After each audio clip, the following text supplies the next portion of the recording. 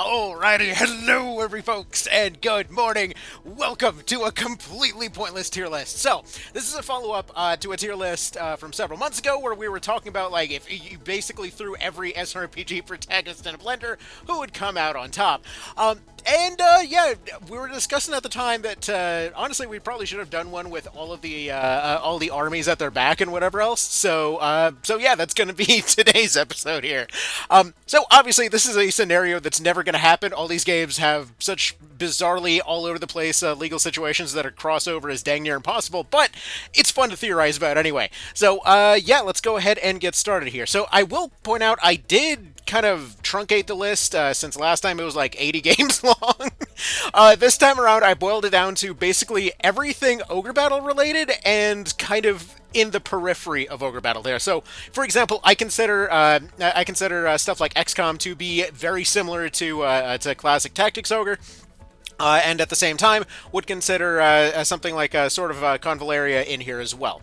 Something like Final Fantasy Tactics is obviously going to be very directly related, and kind of as an offshoot of that, we've got something like Triangle Strategy. So we've got a few odds and ends here, kind of around all over the place, and yeah, we're just going to kind of go down from what I think is going to be the bottom going up, because this is actually my second time making this list, because the first time I realized there's a bunch of important details I forgot. Alright, so a few ground rules before we get started. So we are considering like full-on army versus army. Team kind of squad sizes aren't really going to be considered unless they're relevant. So for example, in cases like with March of the Black Queen, they would be relevant because they're basically operating in those squad sizes for the purpose of overwhelming stuff. So it would matter there, but for example, Final Fantasy Tactics, they're not just going to be going out with 6 people and or 5 people and or 2 people all the time. Granted, they're still at a massive disadvantage because total party cap is going to be considered, like the actual group they travel around with, and we're going to assume that they have access to everything, like everything from their game entirely, however it's played, okay? Alright, that being said, let's go ahead and get started here. These are just going to be, again, going from the bottom up, I think, and I'm just going to argue with myself and hopefully won't have too many contradictions. Anyway, let's go ahead and get started. Obviously, down here at the... actually, hold on, wait a minute. That's not coming up, is it? Okay, no it isn't. Sorry, Steam is sending notifications, and I just wanted to make sure that it wasn't showing up in the window. Okay, first of all, obviously down here at the bottom, they would definitely win when it comes to style, but not so much when it comes to their overall party kind of nonsense there. So we've got Tactics Ogre, Knight of Lotus. So why are they down this low? Basically, they don't really have that much in terms of complete BS type abilities. Like, when it comes to let's say, forcing a turn, forcing time, forcing another person to act a certain way, area of control, anything, Knight of Lotus's teams are fairly basic. They've got a few units that are a little stronger than the others. They've got some emblems that are going to make them a little better at doing their job. And when it comes to, let's say, something like a Lich running a Firecrest, they're going to be extraordinarily resilient, but that by itself isn't really going to be that much of a thing. Ultimately, even if they ran a full team of just Liches, I'm pretty sure the party cap in Knight of Lotus is like 30, so we're going to assume they just ran like 30 Liches with Firecrests or something. We're just going to assume they went completely nuts with it. And even in that particular situation, they don't really have much of a counter to getting completely overwhelmed by numbers, for example, dealing with guaranteed attacks, since those are going to be a thing over the course of many of these here. So they just don't have that many counters. It is a very humble little game, so that's kind of to be expected. Right underneath them, though, somebody that I do believe that they could take just due to that resilience, though, and probably no further, is going to be the Prince of Zenobia team. Why is this? According to what I found, their party cap is relatively low. Please bear in mind that Prince of Zenobia has barely been somewhat almost translated, so, like, maybe Warren Report can step in and clarify some stuff if there's anything wrong on this, but as far as Prince of Zenobia goes, yeah, smaller party size. They've got similar abilities to the March of the Black Queen team that we're going to run into later, but from what I understand, not nearly as much BS. So, for example, on pure resilience and just basically out-tanking everything, I would probably give that to Knight of Lotus over Prince of Zenobia, but we're going to go ahead and throw that there. Alright, next up on the pile, let's see, what do we want to do next up? Okay, next on the pile, I think we are going to go ahead and put Triangle Strategy for, where do we want to put you? I'm going to, okay, I might move this. Preliminarily, I'm putting it down here. just because they do have a lot of BS abilities, map-wide attacks. They've got a decent number of units. I want to say it's like 30, 40-ish, somewhere in that ballpark. But they don't really have, again, that much wiggle room as far as total BS goes. They've got one item that can give somebody one priority attack, but there's very little in terms of, for example, a full big sweeping victory type of attack that they would be able to do there. Their level of BS is fairly limited.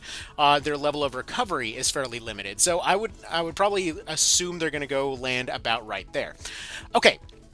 Next up, as a little bit of a, I guess, measuring stick that we're going to measure a lot of things against, we're going to go ahead and put Final Fantasy Tactics up to good effort. So, okay, here's the thing. Final Fantasy Tactics, they've got a lot of very high they've got a very kind of high cap in terms of individual units. But the thing is, how well does that scale with the utter BS of a lot of stuff that's here? Like, I'm going to assume this is probably going to go down, but we're going to go ahead and move it up here for now. Like, one comment that's come up every time we've had this discussion is like, well, Rom does stuff like Ultima or can potentially infinitely stack his speed, and that's basically why we're here. He, by himself, could theoretically hide in the corner and give himself infinite speed forever, but how does that scale against everything else? Again, we're just going to put that there for now. I'm going to assume that's going to move down. Okay. And again, I want to point out that a lot of their abilities, like, for example, Himido going and countering a lot of melee units, do any of the other teams, for example, have the means to overcome it? For example, I'd say most of these guys probably would have a bit of a hard time countering, a lot of the direct counter abilities that they have, but they have to specifically have those abilities on hand, and everyone can only carry one, and they don't really have much in terms of priority. Actually, I feel kind of more comfortable putting them down into God somewhere, and let's go ahead and say, for comparison, we've got the Ogre Battle 64 team, who I would say probably actually might go up here. Now, the reason for this, they also don't necessarily have the hugest party cap, but technically speaking, they also have hundreds of soldiers that they can potentially bring in as additional backup. On top of that, the individual soldiers, I think you can have like 50 of them, something along them lines. Anyways, party cap is pretty darn large as far as OB64 goes, and on top of that, we've got weapons capable of insta-killing stuff. We've got means of actually having some degree of priority attacks. So, for example, they can instantly stop time and launch up to 6 Pendras on somebody at one time. So they have a limited amount of one-time, like, insta-kill, theoretically, level damage against one thing. So, again, in theory, considering that I know for a fact that on a challenge run I accidentally insta-deleted the last boss of the game and never even got to its second phase, I'm going to say that they have the potential to really, like, nuke a smaller party, so they would definitely have an advantage over something like FFT there. But do they have the staying power to last from there? Well, they do have the witches that are able to bring somebody back, but their funds are limited. They have a very hard cap on all of that stuff. And on top of that, if they get petrified or anything along those lines, or if somebody finds their castle, they're just immediately out of the fight. So I'm going to say, due to the number of potential one-shots available on kind of in their hand, as well as, for example, I would put money on a Dragoon from Ogre Battle 64 probably beating Ramza any day of the week. We're going to go ahead and put that up there. Anyway, so with that being said, let's move on to the next one here. That's going to be Final Fantasy Tactics Advance. Why? Because they come in with one of the biggest advantages that many games on this list can come up with, and that is basically controlling the rules of the game. That they can pick what day and time to show up, as well as what laws are currently active. If anybody breaks those laws more than once, they end up getting thrown into jail by supernatural judges and stuff. So, effectively, their whole situation is that they've got the power of technically legal bullshit on their side. Now, the main counter to this is, well, basically, do they have other types of attacks they can potentially bypass this? Maybe yes, maybe no. Also, I just noticed I forgot one game on... Okay, there we go. Added it in there, so we should be good. So yeah, I'm going to go ahead and put it there, because as far as the laws are concerned, the party size may not be very big. Like, they're going to have one of the smaller party caps. As far as their stats, they definitely don't go particularly high. Tactics Advance and... actually, every one of the FFT titles is pretty hard capped as far as their skills go, but that legal system has so much sort of...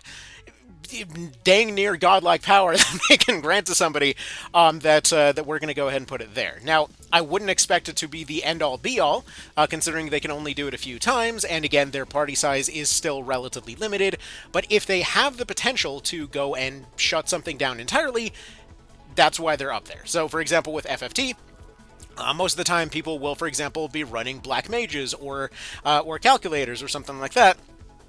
So you, for example, ban physical attack, or you ban reaction abilities, you ban magic, you ban calculations, and that immediately just absolutely neuters the FFT team in a lot of ways. Because what are they? I mean, at that point, maybe they might go for equipment breaks or something, but again, I would assume that would be a fairly easy counter for them. Now, that said, though, if there's, for example, a team that would be able to bypass it in terms of stats, options, and whatever else, that would be basically the entire line of Tactics Ogre PSP games. So we're going to go ahead and put all three of these over here. I would assume that they would have more than enough tools just by necessity to get by. In fact, actually, I would say it's a maybe. Okay, actually, no, we're going to put it about right here. The reason I say this, so the three versions here are going to be Tactics Ogre PSP, Tactics Ogre Japanese, and then Tactics Ogre One Vision. Now, yes, One Vision is technically a fan mod, but it is basically its own game at this point, so I'm going to go ahead and count it. Now, the reason for this, all of them can technically get all of their characters to a pretty decently high stat cap and whatever else. It's not crazy, but stats are usually not going to be the main determining factor here. But the thing is, Tactics Ogre PSP players tended to become over-reliant on things like longbows, crossbows, and books. And those three can be banned. In fact, just by banning anatomy alone, Tactics Ogre PSP team has a little bit of a harder time. In the Japanese version, everything scales a bit higher, so they might do a little bit better at overcoming this. On the One Vision side, though, they have such a plethora of total bullshit type of options to get around this that I would not be worried about it whatsoever. It's like, oh, magic is completely banned. Okay, that's not a problem. We'll just go ahead and use traps. Okay, traps are banned. It's fine. We've got multiple different types of melee attacks. Okay, melee attacks are banned. It's fine. Technically speaking, we've got a bunch of melee attacks that are technically ranged attacks. Or we can switch to our plethora of different bows, crossbows, guns, thrown weapons, sidearms, grenades, whatever else. Okay, so all items and anything thrown is now banned. Okay, so we go back to the melee thing. Okay, no more basic attacks. Okay, fine, we have finishers. No matter what way you go with it, they all technically have similar options, but I feel like One Vision probably has the strongest of those options by a pretty large margin. So we're going to go ahead and put it up there. Actually, right above that, in terms of being able to do all of the same, but basically it does itself, is going to be Tactics Ogre Reborn. In those particular cases, just auto skills and stuff like that would more than likely be able to theoretically bypass the legal thing there, because well, actually, I don't know if it would. I don't know if it would, because technically speaking, reaction abilities are bannable by the laws in that game. So it's questionable. I mean, I guess it depends entirely on how much kind of advance notice they would have going into the whole thing, but I'm going to assume it probably goes there. For the time being, they've got a hell of a lot of auto skills. That being said, though, actually, no, we have to put it down here, because if auto skills are bannable, that gives them a ginormous disadvantage, because, again, those auto skills are, like, the thing that makes them overpowered. Like, we're talking, like, infinite casting, infinite resurrections, infinite speed. If you ban auto skills, items, and let's say finishers, they are going to have a rough fucking time. Actually, no, that has to go down. They probably would suffer more just due to that to go down under OB64. All right, cool. We have some discussion then. Okay, moving right along here. Next, we are going to have somebody that I would say also probably suffers a decent bit, but I would say probably would still lose to the Tor team. So I mentioned earlier that party caps are going to be a big thing. And so, for example, in Tor's case, they can have up to 100 units. For Ogre Battle, I believe it was something similar. It might be lower. I'm actually not 100% certain on that. But once again, we come down to, can it scale to Tactics Advance? Because you ban melee attacks, you ban magic attacks, and then you ban cards. And what have they got? Not very much. So they get to go down into decent enough. So I would say they probably would almost certainly lose to Tor. I would bet dollars to donuts the OB64 team could probably beat the March of the Black Queen team, just because the Pendras are replenishable, the cards are not, and OB64 tends to have more kind of like BS type of one-shot kill weapons, like the Gigolo and stuff like that, evil swords and whatnot, so they can put stuff to sleep, they can petrify it, even though they are... Actually, come to think of it, that's another interesting thing. So in in March of the Black Queen, if a unit's petrified, they just immediately come back. In OB64, they are killed if they are petrified. Technically speaking, the OB March of the Black Queen team could just run an entire team of cockatrices, but if they show up as the PS1 version, those have a 10% chance to hit. So that's decent enough. I feel like that probably matches up reasonably well. All right. And then from there, we've got another team that I would say probably would go into decent enough, because they actually kind of have their own unique thing, and we're going to go ahead and bring in Classic XCOM at this point. So, do I think Classic XCOM could beat most of the teams on this list? Probably not, but they do have one thing in particular that gives them a massive edge on at least the bottom half of the list. Actually, possibly even above the March of the Black Queen team here. And that is long-range mind control. If we're assuming that they're coming in with, high-tier armor, if they're coming in with the ability to fly, if they're coming in with their... They probably would leave the tanks behind, to be fair. So we're going to assume just a full base worth of XCOM soldiers. They came in with psionics. They came in with flying armor. Instant, easy advantage over March of the Black Queen here. Although I will say it is potentially a thing. This actually could go either way. I'm going to put them down here for the time being, because I did mention they have everything available to them in the game. Technically, Ogre Battle can have infinite revives. But wait, you have to spend money for them. Yes, this is true, but I'm assuming that they played the game right, and so they probably spent map 1 getting infinite money, leaving their emulator on fast forward. And so that gives them basically infinite money for basically infinite revives forever. And if they end up coming in with undead units, I don't know. Well, actually, would lasers count as light weapons? We're going to assume they do. Okay. Either way, they can theoretically infinitely revive by just sticking around one of their revive towns. So, as far as mind control goes, we see mind control taking place in Ogre Battle. It wears off after a single fight.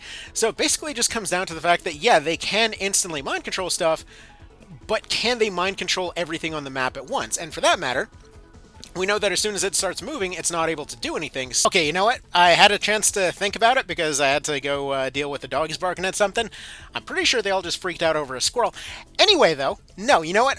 Both Ogre Battle games probably beat XCOM. Actually, specifically, I would say it ends right here. I don't think they'd be able to beat the March of the Black Queen team because of the Cupid card. Because think about it for a second. They show up, okay, they've got mind control, the other guys have mind control, okay, everyone's just going and flinging mind fucking back and forth, right? At that point, they bring out the Cupid card there. XCOM soldier turns around, ends up shooting his own guy, which ends up causing a tantrum spiral, and then the entire base obliterates itself. That seems like exactly how that would play out. Okay, let's go ahead and move on now. Now, underneath all of these, I'm actually going to put the Tactics Advance team. Now, the reason for this is because, again, of the really small party cap. They've got a bunch of really good abilities. They've got a bunch of great kind of map-wide clears and stuff. I kind of feel preliminarily like they'd probably beat the FFT team.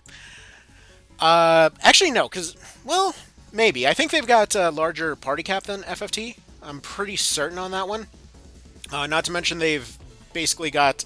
Okay, both of them have map-wide clears. The thing is, in FFT A2's case, it's going to be cases where they're, like, literally hitting absolutely every single thing. And in FFT's case, it's going to be whether or not they match up with the math. But, that said, they do have a complete disadvantage versus everything else, because unlike, for example, FFTA, they can't control the rules, but they are certainly bound by them. So if at any point they end up breaking whatever the rules are of the day, they can't revive anymore. So they've got some of the most piss-poor recovery of the entire list here. Theoretically speaking, you could argue it back and forth, but as far as I see it, like, as far as recovery goes, that would be an easy, like, E or D. Anyway, so yeah, I would say on numbers and skills and whatever else, they probably could take the FFT team. I don't think they have... the types of mechanics that they were going and running, I feel like weren't around as much during FFT's day, so maybe FFT Remake will change this equation. But yeah, I feel like they would probably win that and then go no further, because at this point they're either overwhelmed or just completely annihilated. Because, like, XCOM here, I would imagine... Well, actually, Seer Blue Mage combo versus the entire XCOM base, what would that look like? Just like 30-minute unskippable cutscene of double attacks. Theoretically, like, they walk in and instantly get mind control on at least one unit, so... It's questionable. I would assume by sheer numbers they would probably end up winning that. Anyway, let's go ahead and move on, because neither of them is going particularly higher than that anyway. So next in the good effort category, I'm going to go ahead and put the Sword of Convaleria here. Now, admittedly, I don't know how high their party cap goes at this point. I'm sure it's somewhere in Chinese someplace, but the reason that I put it in here is because they do actually have a lot of really kind of interesting counters to different things. In their particular case, though, would they go into good effort or would they go under GOT somewhere? Because most of the time units will have one kind of gimmick that they can pull off. Yeah, maybe they actually no, they probably would lose to FFT depending on the team size. Like, that's kind of the question. Their army is theoretically infinite because they've got, like, the in-timeline soldiers and the ghost soldiers and all that kind of thing. The individual soldier doesn't really scale particularly high. Like, they're still doing pretty grounded fights, even the super-powered units. You know, actually, they probably would... Would they lose to triangle units? I don't know. Maybe. Actually, I think these two would probably be about on par, give or take. Because, yeah, we've got cases where they've got, like, Overwatch arrows and stuff like that, which actually, no, that would... Overwatch arrows, Overwatch pikes, that would counter so much of what Triangle's got. Everybody else kind of has an answer for them, I would figure. So yeah, they're probably going to go down there. They're not a very powerful army, but they do have theoretically infinite numbers of slightly better than basic soldiers. Okay. Next up on the pile is going to be... So we're going to talk about the other two XCOMs next. So we're talking the Enemy Unknown XCOM as well as the XCOM Enemy... Or not Enemy Within. War of the Chosen XCOM. So... Okay, for Enemy Unknown XCOM, I would say they probably would handily lose even to the Classic. They do have abilities, they do have stuff like Overwatches and whatever else, which, again, we're already there. They've got no real timeline shenanigans. Actually, they probably would lose to dang near everything on this list. Come to think of it, could Knight of Lotus beat XCOM? Because they do have a lot of abilities, but most of them are very limited use. Yeah, actually, probably original XCOM, I think, would probably lose to Knight of Lotus even. And just for good measure, we probably would be completely outnumbered by these guys. So, final stage, kind of Enemy Unknown XCOM, we're talking about they're able to fly, but they sacrifice a bit of health to do so. So they're either going to be somewhat more tanky, invisible, or have the ability to fly. All of these are very limited in terms of how many times they can be used. Their snipers are capable of one-shotting gigantic walking tanks, so... Okay, they would probably move up a tier just for that. The assaults actually would probably... No, the assaults actually... Yeah, for CCS, that probably would pretty much melt any melee-orientated teams. Okay, they probably would go about here then. Let's see, the supports wouldn't really have too much of a play in this thing. They probably would have a bit of an RNG advantage. The heavies, if you love terrible accuracy and high explosions... I mean, they've got a couple rocket launchers. They've got the shivs and the mechs, which are crazy strong, but I don't know if they're necessarily that much stronger than the best of the best of a lot of these here. Like, I would figure an FFT Black Wizard probably beats a mech pretty handily. So yeah, I'm going to put them right here. Then we've got XCOM 2. Preliminarily, and we're going to argue this down, I'm going to put them up here. So, the War of the Chosen / XCOM 2 team, what are they rocking? So, they've got a bigger party cap than the Enemy Unknown team. They can show up in a helicarrier anywhere, so they probably have their choice of engagements there. They show up invisible, so we're going to give them the benefit of the doubt, assuming that they're showing up invisible with an army of Lost that just sort of showed up out of nowhere. So they've got an army of zombies that's constantly distracting everyone. They are showing up invisible. They've got units that are further capable of interacting with and kind of double damage detonating any interactable they find on the field. They get the ambush on practically anyone on there with Reapers. We've got basically near invulnerability Templars. So their parry ability is total bullshit to the point that it literally parries a rocket launcher that explodes at their feet, however that works. So they've probably got the most nonsensical kind of defensive ability of anything on this list, and they do have reasonably large numbers, as well as a backup in the form of giant robots, as well as, well, we know that they have the ability to fight kind of a time manipulation type of stuff, because that's what the what the hell are they called? The Valen's experiments in that one basically instantly get a chance to act every time you do anything. So we know that they're familiar with dealing with temporal bullshit. So I would say, would they be the Reborn team? I don't think they have any direct answer to stuff like for example, Phalanx. Like, just Phalanx conserve MP already would be a massive problem. Could they easily beat, for example, March of the Black Queen, the original XCOM, the other XCOM, stuff like that? Definitely, not even a little bit of trouble.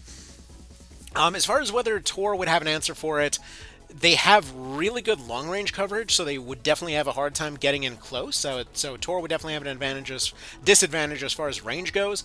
Well, actually, no, because Draconic, if we're talking like Draconic Liches and stuff like that, that probably would be able to match them in terms of like range potency and stuff like that. What else could be on here then? Well, they've got psionic bullshit. They've got the ability to put somebody into a complete invulnerability state through stasis, so would be pretty darn good as far as recovery goes. If they lose somebody, though, they're permanently lost. That's probably the big breaking point there. Because in Tor, they not only immediately get a chance to recover, but then immediately come back with another turn. So yeah, I don't think they're getting past Tor there. Wait, why did OB64 beat Tor? Trying to remember what the logic was on that. Because, yeah, no, their numbers would be roughly equal. They would be way worse in terms of recovery. They've got a lot of one-shot kill type of things, but no, actually, no. Tor has to go above OB64. I feel like they probably would definitely do that. I'm trying to remember why the hell I put them below. Well, it certainly ain't Legions. That's for sure. But now we get to the two that I feel are a complete toss-up as far as a winner, beyond any question of a doubt, beyond any of these. Because if a war were suddenly to break out between all of these, there's essentially two outcomes that would happen. The first one is Tactics Ogre SNES / PS1 / Saturn. Classic Tactics Ogre has the most bullshit zombie unit I have seen in anything ever, no questions asked. So, for those that have never heard of the retissue loop, the zombies in Tactics Ogre Classic essentially had what was probably originally intended a feature that rolled into a bug, wherein if you went and retissued somebody from being a zombie, they were supposed to be reset to nothing, basically. And I actually should point out for Tactics Ogre Reborn, one of the things that was being considered is that they could, for example, run Ogre-bladed, Lich Terror Knights or whatever else, right? So they'd be able to combine their classes. With the original Tactics Ogre, where that mechanic was probably a reference to, what we saw is just complete balls-to-the-wall insanity because it reset them to 1, which, okay, leveling up a second time doesn't really matter that much. It is what it is. They have a stat cap like all the other things on this list. But somebody decided that the recovery time of the unit has to scale to speed. I don't know why, because it's kind of a terrible idea, but this basically meant that their recovery time could be reset to just nothing. So they basically, within two uses of the retissue loop, they can act 999 times before anyone else even gets a chance to input any commands. It basically makes the game unplayably boring to do this, but it is something that you can technically do with relative ease. Retissue is not that difficult to get a hold of. Necromancy you probably get a hold of on accident. You turn a unit into a zombie, you turn them back into a generic human, you turn them into a zombie, you turn them back into a generic human, and that's it. Like, you now have an infinite speed unit. So yeah. That's completely busted. And technically, there are some cases where units may have a small advantage to this. Like, for example, with the two XCOMs here, they have abilities that automatically trigger on proximity. And, theoretically, they might be enough to one-shot that zombie if, for example, they're running repeaters in XCOM 2. So basically, we're talking about a 15% chance to kill off one of their units. Their party cap, I think, is like 30. So theoretically, XCOM 2 might be able to take that, right? And actually, to that end, we're probably going to put them up there for that reason. Just ignore the question marks and go with it. Like, okay, we'll get back to the Tactics Ogre SNES discussion. Can XCOM 2 pass the FFTA test? Okay, guns are banned. They have melee weapons. Melee weapons and guns are banned. They still have explosives. They still have psionic powers. They still have robots. Technically, those robots would use either guns or melee weapons. Yeah, you know what? I don't think they're beating that. Okay, whatever. They get to go up here then. No, they... We're going to say here. We're going to put them here. So they theoretically would have an answer to this. Theoretically, assuming that 15% chance of that repeater going off triggers. And we're assuming that they go in as an ambush. But again, if the fight starts, they're already operating at infinite speed. But I think, without any question, though, there's one in particular that takes that particular advantage and throws it up to 11. Possibly even 20, 50, or, you know, maybe some other number. But I think between all of these, the one tangentially ogre-related game that would kind of dominate them all if they went to a war, Unicorn Overlord. Now, the reason for this is the sheer number of priority attacks and just how much they can do with those priority attacks. Because again, regardless of speed, because we see units getting outsped and prioritizing themselves anyway, we can, like, bullshit stacking priority attacks in Unicorn Overlord is, like, the game. So, they're basically built to win this particular situation. Like, we've got cases where they're nuking entire teams and or going and throwing all their damage back on them or shutting off their turn entirely before they even had a chance to act. Which is, again, basically the same thing that the Tactics Ogre SNES team was doing, except, you know, they did it with intended mechanics this time. So can anything on this list actually beat that? I'm gonna assume probably not. They've got a pretty darn large team that they can throw out at any given time. Every one of their units is capable of doing this stuff out of the box. The one limiting factor would be where some of those items are potentially located, so theoretically they would take some losses along the way, though that being said, they also have the means of dang near instant recovery because we're assuming they're not playing on TZ mode. So I would say as far as, like, power level bullshit of all ogre-related tangentially thingies, that's probably where that one would end up going. Now, can they pass the FFTA test, though? Yeah, I would definitely think so. Like, okay, they need, let's say they're banned from using their items. Okay, at that point, they've got Valor abilities. So they can't use their items, they can't use their Valor abilities. Okay, they've still got classes that potentially could, for example, stack up a bunch of parries, deflects, or whatever else to deal with stuff. I mean, like, as far as having backup plans, I figure they probably could pretty handily take on the FFTA team, even if, again, a lot of their main stuff was banned, just because built-in abilities and whatever else. Like, let's say they banned blue points, red points, and items, right? Would they still have the means of doing stuff? I mean, then they would still have those Valor abilities, and still would probably be able to steamroll most of what FFTA has on offer. So, yeah. So there's that. Now, actually, come to think of it, let's go back to the whole everybody versus FFTA thing real quick. So in terms of sheer numbers, like, let's say TOPSB, could they theoretically beat FFTA? Maybe. Though, it's kind of questionable for these two. Actually, come to think of it, I'm not even sure that the TO or that Japanese Tactics Ogre would necessarily do it, because while they have a numbers advantage, it still caps out at 50. So if they're operating with both hands tied behind their back, they less than 2 to 1. I don't see that necessarily happening. They do have guaranteed bullshit weapons, so there is that. Like in OV's case, they've got such a wide variety of guaranteed bullshit weapons that they probably can't stack immunities against them. So, come to think of it, I think there's immunities in FFTA. Now that I think about it, I'm not 100% sure. I'm gonna assume that there are, because there typically should be. Actually, no, there's definitely immunities. I'm positive.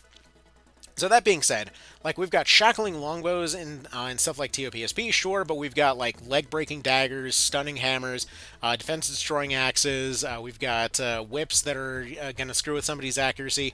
We've got crossbows that poison stuff. We've got longbows that weaken things. Like they've got such a plethora of different combination attacks that they could probably layer on the bullshit without too much issue. FFTA does have a very distinct advantage versus Reborn because of the fact that they all got lumped into the auto category. I still think like XCOM 2 would probably beat that, but they probably wouldn't be able to get past Tor. Oh yeah, it was instant nuking potential. That's what gave OB64 an advantage earlier. Yeah, this is kind of a weird little thingy here, because they probably. Come to think about it, okay, weird, funny interaction. OB64. We're gonna assume that the elemental pendras count as an explosion, right? They kind of look like they're an explosion. XCOM 2, you can basically stack a bunch of dang near immunities to explosions. They probably would be able to tank that and overwhelm them on sheer numbers, right? In Tor's case, they probably would have a gigantic advantage just because of, having a way, way bigger party, and all those same auto skills and recovery and everything else. But it's still funny that OB64 probably would handily beat FFTA for that same reason. Maybe. I'm not sure. Anyways, we're just kind of arguing in circles at this point. So, welcome to the Ogre Tier List Insanity Hour. I hope you all had at least a little bit of fun. And, yeah, let me know what you think. Y'all have yourselves a good one, and take care. Bye.